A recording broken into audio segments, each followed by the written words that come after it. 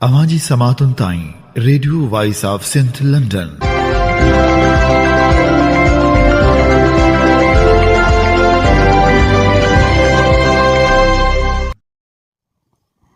आप सुन रहे हैं radio voice of Sindh London. खबरों, तजज़ियों और तबसरों पर मुश्तमिल प्रोग्राम आज का अहवाल के साथ में आपकी खिदमत में हाजिर आपके मेज़बान शान से। प्रोग्राम के आगाज़ में आपके लिए दुआ कि आप जहां भी रहें खुश और खुर्रम रहें। 28 दिसंबर 2024 हफ्ते के दिन ये programme radio voice of Sindh London के स्टूडियो से आपकी खिदमत में बराह रास्त नशर किया जा रहा है। सबसे पहले हालत हाजरा पर एक नज़र डालते हैं।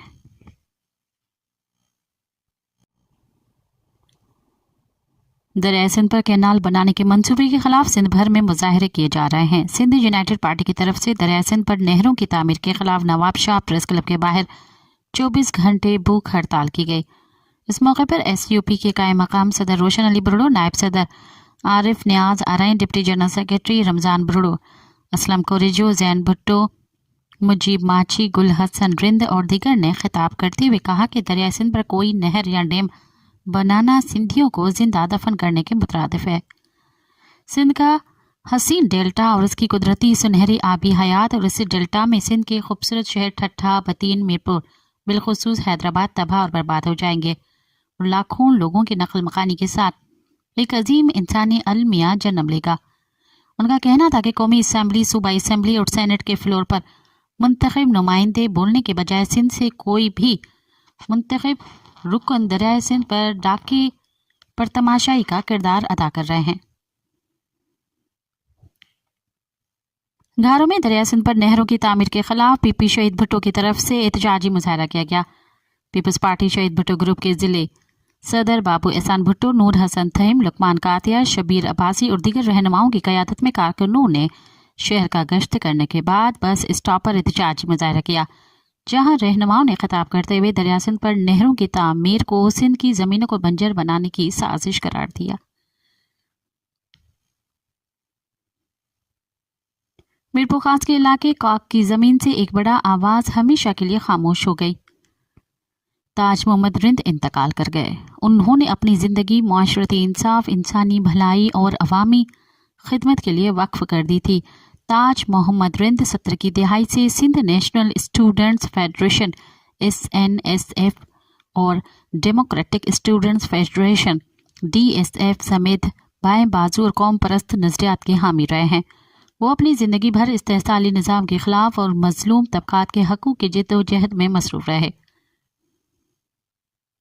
उनके सियासी और समाजी सफ़र ने न सिर्फ नौजवानों को मुनज़्ज़म किया बल्कि उनके नज़रियात ने एक नस्ल को शऊर, जिद्दोजहद और कुर्बानी का दर्स दिया। ताज मोहम्मद रिंद अपनी सोच और अमल के ज़रिए तरक्की पसंद और कौम परस्त तहरीकों के लिए एक ताकतवर सतून थे। उनकी आखिरी रस्मात अबाई गांव गुल मोहम्मद रिंद नज़द बेनज़ीर बाईपास में अदा की गई। ताज मोहम्मद रिंद के इंतकाल पर radio voice of Sindh London के बानी इमदाद ओढो की तरफ से दुख का इजहार किया गया।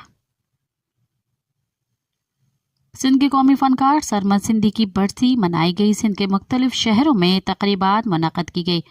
प्रियालो में अहमद मुगल और सरमद के बेटे ने सरमद की आखिरी आरामगाह पर हाजिरी दी। जस्कम और जस्साफ ज़िले नवाबशाह की जानिब से सिंध के कौमी गुलकार शहीद सरमद सिंधी की 28वीं बरसी मनाई गई, जिसमें ज़हीर खास के लिए लतीफ़ सोलंगी, जसाफ ज़िले रहनुमा सेफ मस्तोई, आतिफ लाखो, जबार सिंधी, जाम सज्जाद और दीगर जस्कम जसाफ के कारकुनों ने शिरकत की। पन्नुआकल प्रेस क्लब में पन्नुआकल वेलफेयर अलायंस की जानिब से सिंध के अजीम कौमी गुलकार शहीद सरमद सिंधी को 28वीं बरसी मनाई गई, जिसमें पन्नुआकल वेलफेयर अलायंस के चेयरमैन कामरेड अब्दुल मजीद जस्कानी, फिदा हुसैन बिल्लो, मोहम्मद आरिफ सुमेर ने शिरकत की। सांगड़ में STP की तरफ से सरमद सिंधी की बरसी STP के रहनुमा अब्दुल जब्बार जुनेजो की सदारत में सांगड़ के न्यू प्रेस क्लब में मनाई गई। बरसी तकरीब को STP रहनुमा जब्बार जुनेजो, सिंधी अदबी संगत शाख सांगड़ के सेक्रेटरी हबीब लगारी, कौमी अवामी तहरीक के रहनुमा कासिम आदिल लगारी, सलीम डाहरी, वली मोहम्मद खासकली और दीगर ने खिताब किया। लाड़काना के लाहौरी मोहल्ला में बंद घर से 2 भाइयों की लाशें मिली। एक हफ्ते से घर बंद था। दोनों भाइयों की शनाख्त अब्दुल हफीज मेमन और सैफुल्लाह मेमन के नाम से हुई है। इलाका मकीनों का कहना है कि घर कुछ दिनों से बंद था और घर से नाशे निकली, जिसके बाद उन्होंने पुलिस को इतला दी। मीरपुर साकरों में पहलवान सैयद अयाज शाह बुखारी की गिरफ्तारी के खिलाफ GSN मोहास की जानिब से एहतजाजी मुजाहरा किया गया। इस मौके पर शेरुद्दीन शेख, मुर्तज़ा लाशारी, जुम्मन चन्ना, सद्दाम फ़कीर, दिलशाद, जमील बागी और दीगर ने सहाफ़ियों से गुफ्तगू करते हुए कहा कि सिंध के मशहूर मलह पहलवान सैयद अयाज शाह बुखारी को बगैर वारंट गिरफ्तार किया गया है, उन्होंने फौरी रिहा किया जाए।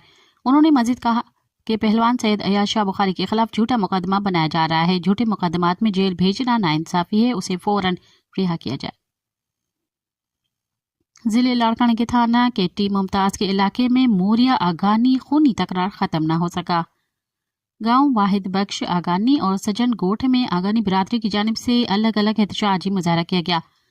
गांव वाहिद बख्श आगानी में मौलवी मोहम्मद सईद बंठा, अली आफ्ताब अली, अब्दुल वहाब, राबेल अली, जबकि गांव सजन में रजब अली, जमीर हुसैन आगानी और शाक अली और दीगर ने मीडिया के सामने नारे लगाते हुए कहा कि हमारे काबिल एहतराम मुजाहिद आगानी को मोरिया बिरादरी के बाअसर अफराद ने एक बकरे की छोटी सी बात करने पर नाहक कत्ल कर दिया। उनका कहना था कि जिस शख्स ने हमारे खिलाफ मोरिया नौजवान के अगवा का मुकदमा दर्ज किया था वो कल न्यू डेरो में मोरिया बिरादरी के धरने में मौजूद था। आगानी बिरादरी के मुजाहिरीन ने chief justice Sindh high court, DIG Larkana, SSP Larkana और हुकाम से मुतालबा किया कि मामले की शफाफ तहकीकात करके हमारे साथ इंसाफ किया जाए। जकमाबाद के इलाके करीम बख्श खोसो में ताजिर गुलाम सरवर खोसो के घर डकैती की वारदात के खिलाफ शहरियों और दुकानदारों ने एहतजाजी मुजाहरा करके धरना दिया। सिंध और बलूचिस्तान को मिलाने वाली मांझीपुर रोड पर शहरियों ने धरना देकर सड़क ब्लॉक कर दी, नारेबाजी की और ट्रैफिक मुअत्तल कर दी। रहनुमाओं ने कहा कि पुलिस के नाअहली के बायस अब शहरी और ताजिर अपने घरों में भी महफूज नहीं। शाहपुर जहानिया की रिहायशी 30 साला मेहनतकश नौजवान इमरान आराई को 2 रोज कबल पंजाब के थाना रहीम यार इकबाल आबाद की हदूद में ट्रेलर पर गोली मारकर कत्ल कर दिया गया था। कत्ल के खिलाफ लावाहिकीन ने एहतजाज किया। मकतूल नौजवान के भाइयों रिजवान आराई, आसिफ आराई, वालिद आशिक आराई और दीगर ने मीडिया से बात करते हुए कहा कि हमारा नौजवान ट्रेलर का ड्राइवर था, जिसकी लाश रहीम यार खान होटल में खड़े उसी ट्रेलर से बरामद हुई थी। मकतूल की लाश का पोस्टमार्टम किया गया, जहां डॉक्टर ने बताया कि मौत की वजह गोली लगने से जख्म और शदीद तशद्दुद था। बलूचिस्तान में जबरी गुमशुदगियों का सिलसिला एक मरतबा फिर तेज हो गया है। बलूचिस्तान के जिले पंजगोट से फोर्सेस ने छापा मारकर 13 साला कमसिन लड़के को हिरासत में लेकर लापता कर दिया है। लापता होने वाले की शनाख्त बालाज वल्दे सबरुल्लाह के नाम से हुई है, जिन्हें 10 दिन पहले उनके घर से जबरी तौर पर लापता कर दिया गया था। इलाकाई ज़रा के मुताबिक गिरफ्तारी के वक्त फोर्सेस ने उन पर तशद्दुद भी किया और जख्मी हालत में उसको अपने साथ ले गए। बताया जा रहा है कि उससे पहले भी फोर्सेस ने इस घर पर छापा मारा है, घर में तोड़फोड़ भी की है। पिछले महीने इसी घर के सामने 2 दस्ती बम भी फेंके गए थे, ताहम कोई नुकसान नहीं हुआ था। साहिली शहर ग्वादर से फोर्सेस ने एक शख्स को हिरासत में लेकर लापता कर दिया है। लापता होने वाले शख्स की शनाख्त फजल बशीर के नाम से हुई है, जो केज के इलाके हीराबाद का रिहायशी है।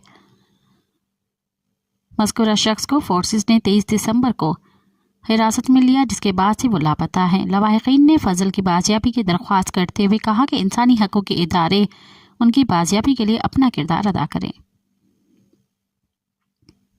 बलूच यकजहती कमेटी के तर्जुमान ने कहा है कि न्यू कहान कोयटा मरी कैंप के मकीनों को मुख्तलिफ तरीक़ों से मुसलसल रियासती इदारे और इलाक़ाई आलाकार हिरासा कर रहे हैं। उनमें कभी उनकी ज़मीनों पर कब्जा करने, उन्हें इलाके से बेदखल करने और मुख्तलिफ तरीक़ों से उनकी ज़िंदगी को अजेरन बनाने की कोशिश शामिल है। इन हालात के ख़िलाफ़ मुख्तलिफ अदवार में इलाके के मकीनों की जानिब से एहतजाज और प्रेस कॉन्फ्रेंसेस की गई हैं, मगर कहीं से कोई सुनवाई नहीं हुई। उन्होंने कहा कि न्यू काहान के रिहायशी पहले ही से तकलीफदा ज़िंदगी गुजार रहे हैं। न्यू काहान कोयटा शहर का वाहिद इलाका है जहां आज भी बुनियादी सहूलियात मौजूद नहीं।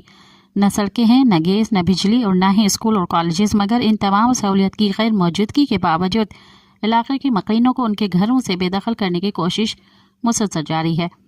ترجمان نے کہا کہ بلوچ یکجہتی کمیٹی علاقے کے مقیمین کے ساتھ شانہ بشانہ کھڑی ہے اور ان تمام ہتھ کنڈوں کے خلاف عوامی مزاحمت کا حق محفوظ رکھتی ہے۔ بلوچ نیشنل موومنٹ نے شہید پانک کریمہ کی چوتھی برسی کی مناسبت سے ایک پروگرام کا انعقاد کیا، جس میں BNM کے چیئرمین ڈاکٹر نسیم بلوچ سمیت دیگر شخصیات نے خطاب کیا۔ انہوں نے آپ کو یاد کرتے ہوئے آپ کی لازوال وراثت کو خراج تحسین پیش کیا۔ ڈاکٹر نسیم بلوچ نے کریمہ کے کردار کو اجاگر کرتے ہوئے کہا کہ بانک کریمہ نہ صرف بلوچ قوم بلکہ دیگر محکوم اقوام کے لیے بھی مزاحمت کی علامت ہے۔ آپ معاشرے کے لیے بے آواز طبقات کے لیے بلوچ قوم کی آواز تھیں۔ آج ہم بانک کے کردار اور شخصیت پر بات کرنے کے لیے یہاں اکٹھے ہیں۔ لفظ بانک عموماً تمام خواتین کے لیے استعمال کیا جاتا ہے، لیکن آج کوئی بانک کہے تو سب سمجھیں گے کہ کریمہ بلوچ کا ذکر ہو رہا ہے۔ آپ نے اپنے کردار کی بدولت یہ لقب حاصل کیا۔ آپ کو لمحہ وطن اور رزن بلوچستان کے القابات سے نوازا گیا، لیکن آپ اس سے کئی زیادہ کے مستحق ہیں، جیسے کہ میر محمد علی تالپور لکھتے ہیں کہ کریمہ بلوچ قوم کی روح و شعور ہے۔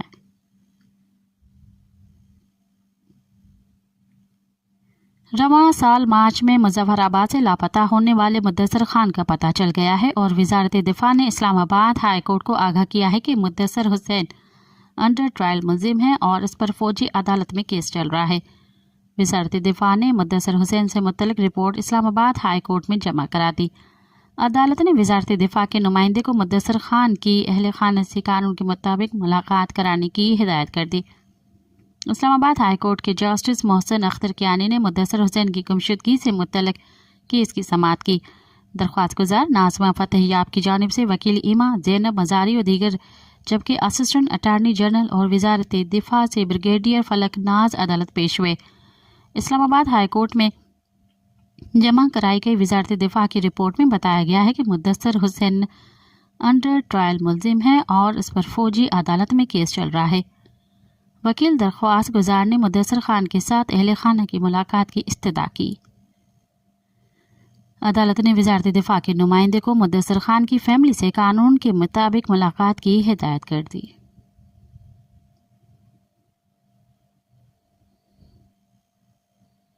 خیبر پختونخوا کے علاقے پارا چنار میں اموات کے خلاف مجلس وحدت المسلمین نے اپنا احتجاج سندھ تک بڑھا دیا۔ کراچی میں کل تیسرے روز بھی احتجاجی مظاہرہ کیا گیا، جس کے نتیجے میں حکام نے مسافروں کو تکلیف سے بچانے کے لیے ٹریفک پلان جاری کیا۔ کراچی میں دھرنے کے تیسرے مقام کو مرکزی قومی شاہراہ پر ملیر کے علاقے تک پھیلا دیا گیا۔ مختلف شہروں سے مظاہرے کیے گئے۔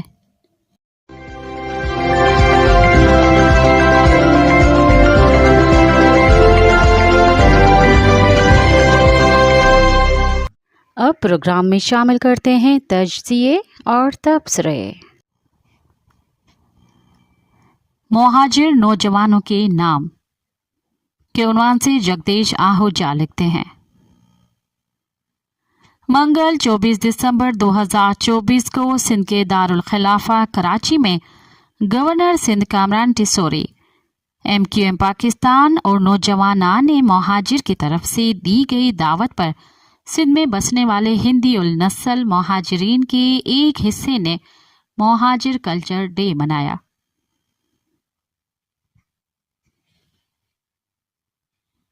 ایوان اقتدار میں بیٹھے ہوئے لوگ تو پینترے بدلتے رہتے ہیں۔ میری دعوت فقر مہاجر نوجوانوں کے نام ہے، جن کا حال ہی نہیں مستقبل بھی اس دھرتی سے جڑا ہوا ہے، گر وہ احساس سمجھتے ہیں تو۔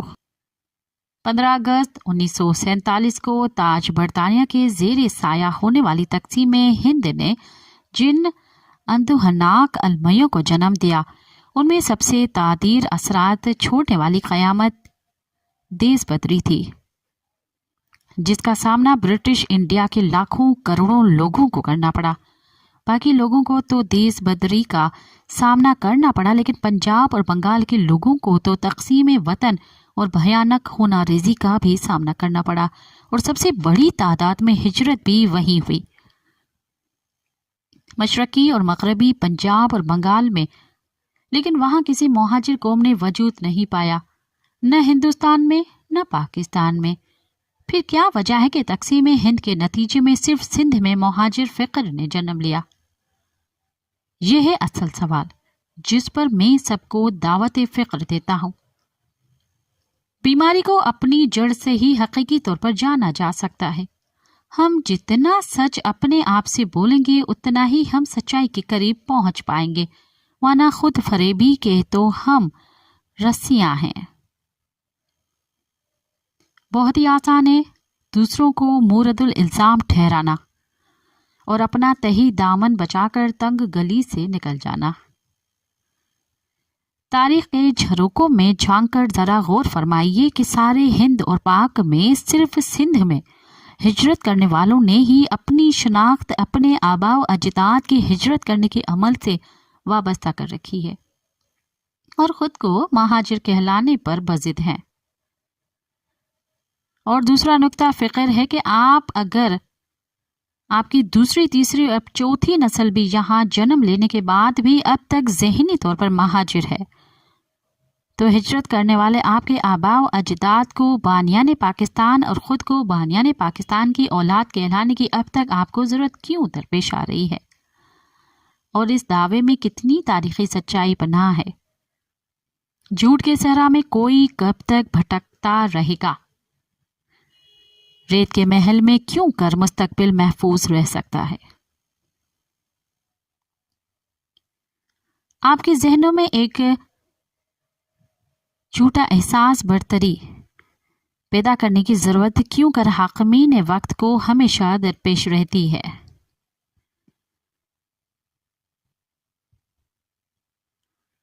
تلخ سچائیوں کا سامنا کرنے کی ہمت کے ساتھ اپنے ماضی قریب کے تاریخی حالات کا ذرا جائزہ لیں کہ حقیقی بانیان پاکستان کون ہیں۔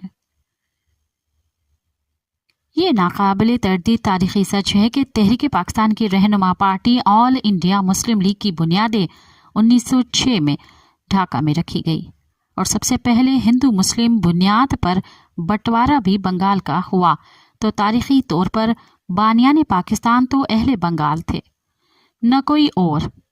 اگر آگے بڑھ کر پاکستان بننے والے خطوں کے لوگوں کی جدوجہد پر نظر ڈالیں تو پاکستان بننا تھا پنجاب، بنگال، بلوچستان، سندھ اور سرحد کی سرزمینوں پر، جہاں کے لوگوں کا رجحان دیکھا جائے تو ان کی تاریخی اقوام کی اکثریت پاکستان کے حق میں نہیں تھی۔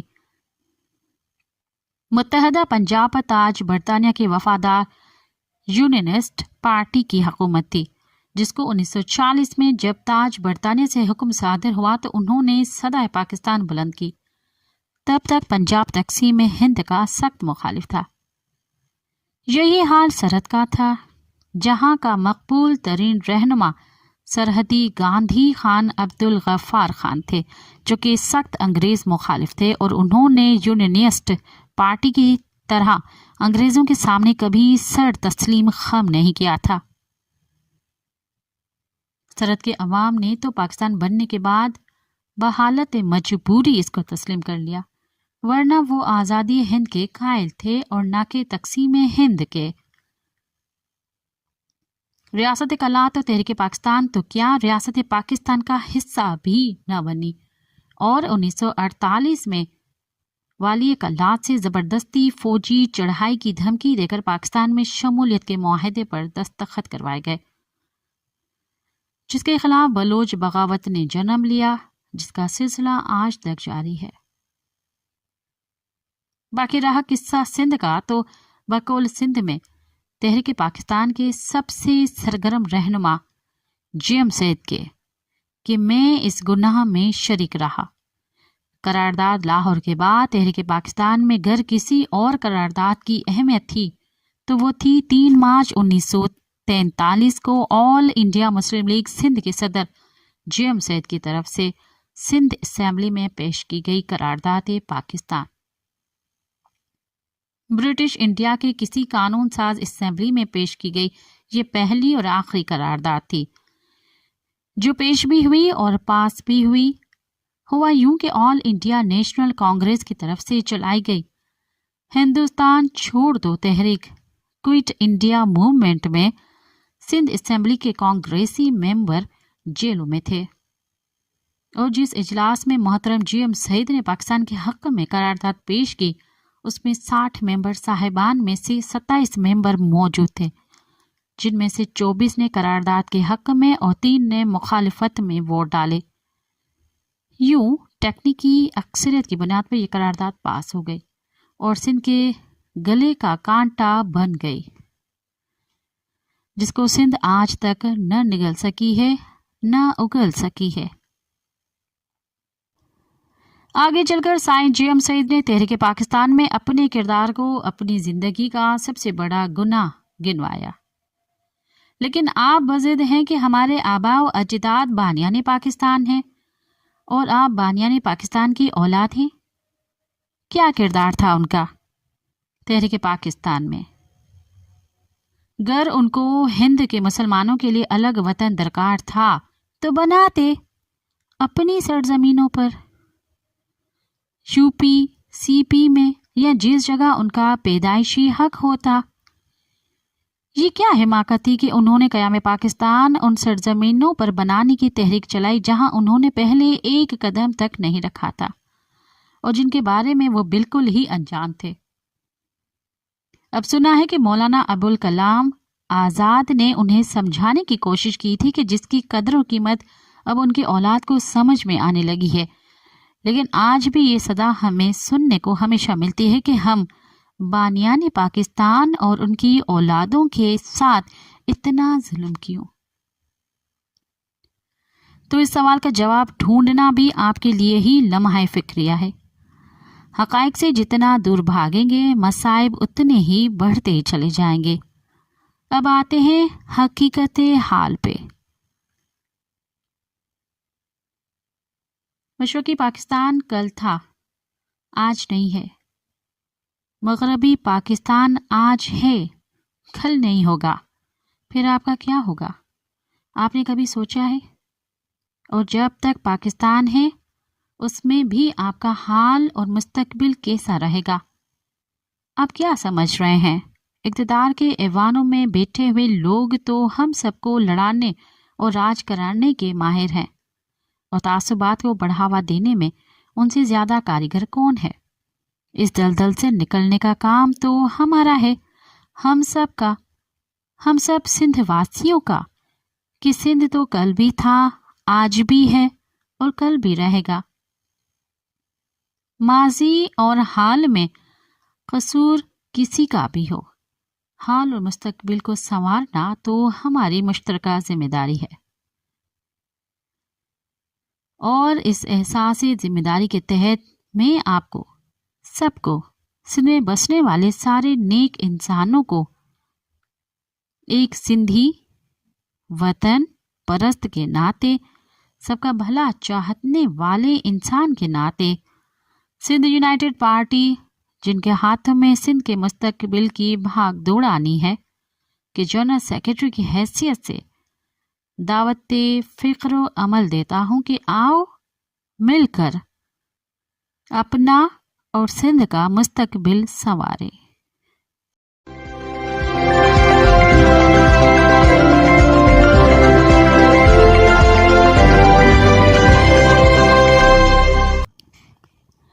मछेरों की मुश्किलातें।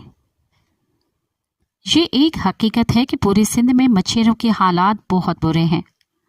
आलूदगी, ताज़ा पानी की कमी, कीमतों में इजाफे वगैरह की वजह से मछेरों को काफ़ी मुश्किलात का सामना है।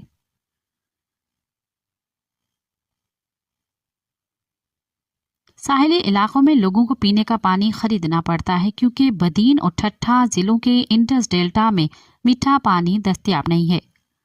वो मछेरों भी जो झीलों से मछली पकड़ते हैं मुश्किलात का शिकार हैं।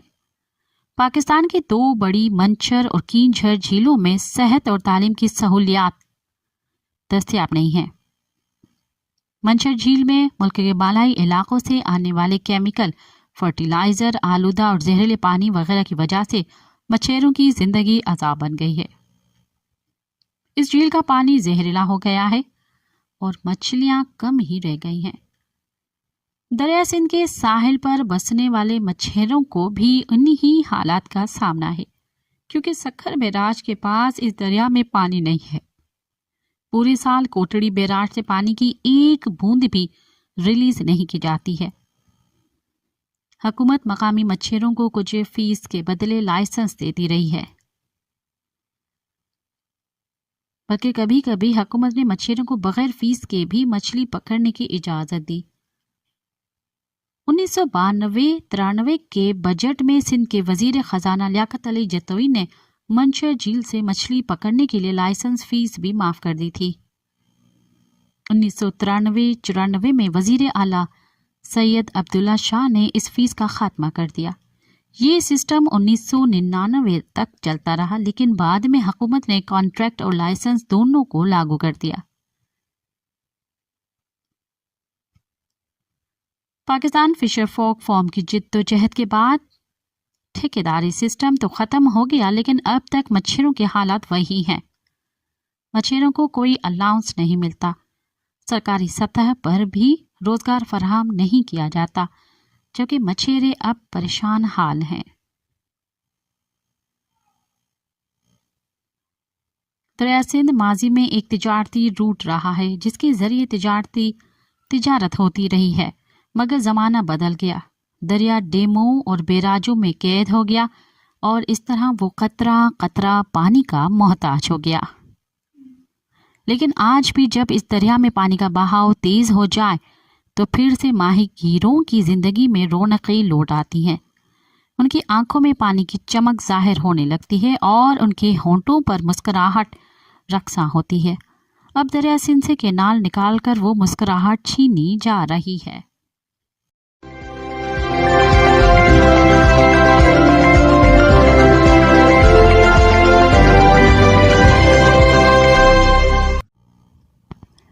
سندھ سے ناانصافی پر خاموشی کیوں کے عنوان سے GN مغل نے لکھا۔ پتہ نہیں اس وقت کیوں کسی کو یہ احساس نہیں کہ پاکستان کے وجود میں آنے والی بنیاد سندھ نے رکھی تھی۔ سندھ برصغیر کا وہ واحد صوبہ ہے جس نے سب سے پہلے سندھ اسمبلی سے پاکستان کے حق میں قرارداد منظور کی تھی، مگر اس کا نتیجہ کیا نکلا؟ پاکستان کے وجود میں آتے ہی سابق مغربی پاکستان کے بڑے آبادی والے صوبے نے اختیارات کو اپنے تصرف میں لے لیا۔ اس کے بعد باقی صوبوں کی کوئی اہمیت نہیں تھی، چاہے وہ پاکستان کا سب سے بڑا صوبہ مشرقی پاکستان ہو یا مغربی پاکستان کا دوسرا بڑا صوبہ سندھ ہو۔ مگر پاکستان میں سب سے زیادہ ناانصافیاں سندھ کے ساتھ ہوئیں اور اب تک جاری ہیں، مگر سندھ کے حق میں کوئی بھی آواز بلند نہیں کر رہا۔ میں اس سلسلے میں جلد ایک تفصیلی کالم لکھوں گا کہ اب تک سندھ کے 7 مرکز نے کیا کیا ناانصافیاں کی ہیں۔ فی الحال میں فقط 1 یونٹ کے ذریعے سندھ کو زنجیروں میں باندھنے کا ذکر کرتا ہوں۔ اس سلسلے میں سب سے پہلے اس بات پر افسوس کرنا چاہتا ہوں کہ خاص طور پر اٹسا ایکٹ کو ملیا میٹ کر کے سندھ کے ساتھ کی جانے والی بے دریغ ناانصافیوں پر اور تو اور میاں نواز شریف خاموش ہیں۔ واضح رہے کہ جب اٹسا ایکٹ وجود میں آیا تھا تو اس وقت ملک کے وزیر اعظم نواز شریف تھے۔ اس وقت سندھ کا وزیر اعلیٰ جام صادق تھا۔ اٹسا ایکٹ وزیر اعظم میاں نواز شریف اور 4 صوبائی وزرائے اعلیٰ کی مشترکہ میٹنگ میں منظور کیا گیا تھا۔ اٹسا ایکٹ کا ڈرافٹ سندھ کے آبپاشی اور قانون کے ماہر مسٹر PK شاہانی نے تیار کیا تھا۔ اس ڈرافٹ میں وزیر اعظم میاں نواز شریف کی صدارت میں ہونے والے اجلاس میں تفصیل سے غور ہوا۔ اس بحث میں 4 صوبوں کے وزرائے اعلیٰ نے حصہ لیا۔ اس ڈرافٹ پر ابتدائی طور پر کچھ اعتراض تھے، مگر بعد میں ایک اعتراض پر کوئی مفاہمت نہیں ہو رہی تھی۔ یہ اعتراض پنجاب کا تھا۔ اس ڈرافٹ میں تجویز دی گئی تھی کہ اٹسا کا ہیڈ کوارٹر پنجاب کے نزدیک سندھ کا ایک اہم شہر سکھر تجویز کیا گیا تھا۔ پنجاب کا موقف تھا کہ اٹسا کا ہیڈ کوارٹر لاہور میں قائم کیا جائے، کیونکہ پانی کے ایشو پر پاکستان کو بار بار ہندوستان سے رابطہ کرنا پڑے گا۔ आखिरकार सिंध न चाहते हुए भी इस एतराज़ को कबूल करने पर राजी हो गया, क्योंकि सिंध इटसा का जल्द से जल्द क़याम चाहता था ताकि वापडा की तरफ से सिंध के साथ होने वाली ज़्यादतियों से जान छूट सके। इस बहस के दौरान सिंध का ख़ास तौर पर इस बात पर जोर था कि कोटड़ी बैराज के लिए दरिया से जो पानी दिया जाए वो मुनासिब मिकदार में हो। इस नुक्ते पर भी काफ़ी बहस हुई। आखिर में पंजाब इस पानी की मिकदार किसी हद तक बढ़ाने के लिए तैयार हो गया, मगर सिंध को जो मिकदार चाहता था या जो चाहिए था उससे वो फिर भी कम थी। बहरहाल न चाहते हुए भी सिंध ने यह कबूल किया, मगर उस दिन से सिंध ये शिकायत करता रहा कि न फ़कत इस सतह से कम पानी भेजा जाता रहा मगर बाद में और कम होता गया। सिंध की कोई सुनवाई नहीं हुई और न फ़कत इटसा एक्ट के खिलाफ वर्जी करते हुए कोटड़ी बैराज के जरिए कम पानी भेजा गया, बल्कि पंजाब में बड़े बड़े डैम और कैनाल बनाने की वजह से दरिया सिंध से न फ़कत सिंध के कैनालों में कम पानी फराहम होता रहा मगर कुदरती निज़ाम के तहत दरिया सिंध में मुख्तलिफ मकामात से समंदर में पानी जाता था। अब ये पानी भी काफ़ी कम जाने लगा। दरिया सिंध से समंदर में पानी जाने के कई बड़े फ़वाइद थे। अब दरिया से समंदर में कम पानी जाने की वजह से पाकिस्तान और ख़ास तौर पर सिंध पर ये फ़वाइद गंवा बैठे। ये फ़वाइद तो काफ़ी थे मगर फ़िलहाल एक दो फ़वाइद का जिक्र करूँगा।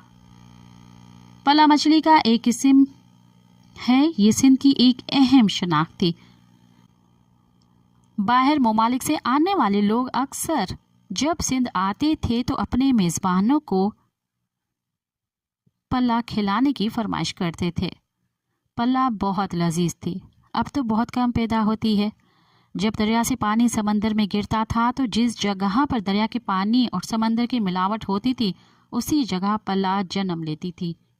इसी तरह जन्म लेने वाली पल्ला दरिया में उल्टा तैरते हुए आगे जाती थी। जितना पल्ला दरिया में उल्टा आगे जाती उतना उसका वज़न भी बढ़ता था और उसकी लज्जत में भी इजाफा होता जाता। मच्छरों के मुताबिक पल्ले के उल्टा तैरने की पहली मंजिल कोटड़ी बैराज होती थी, जहां पल्ला बड़ी भी हो जाती थी, मगर सक्खर बैराज पहुंचने पर पल्ले के साइज़ में मज़ीद इजाफा होता और जायका और लज्जत भी बढ़ जाती। लिहाजा ये पल्ला लोगों में शौक से खाई जाती थी। एक बार मेरा अमेरिका जाना हुआ। यहाँ मैं न्यूयॉर्क में एक दोस्त का मेहमान था। उस वक्त उस दोस्त के पास भी पहले से 2-3 दोस्त ठहरे हुए थे। एक दिन सुबह को उठे तो मेरे मेज़बान दोस्त ने कहा कि आज मैं न्यूयॉर्क की पल्ला मछली खिलाता हूँ। वो आज एक दोस्त गए और कुछ देर के बाद पल्ला मछली लाए। उन्होंने मछली पकाई जिसे मैं और दोस्त खाने लगे। इस बात पर बहुत खुशी हुई कि अमेरिका में पल्ला खाने का मौका मिल रहा है।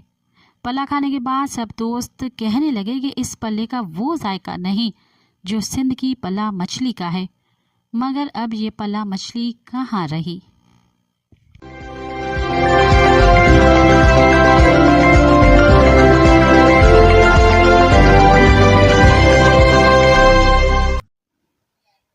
अब तक के लिए इतना ही। मुझे दें इजाज़त।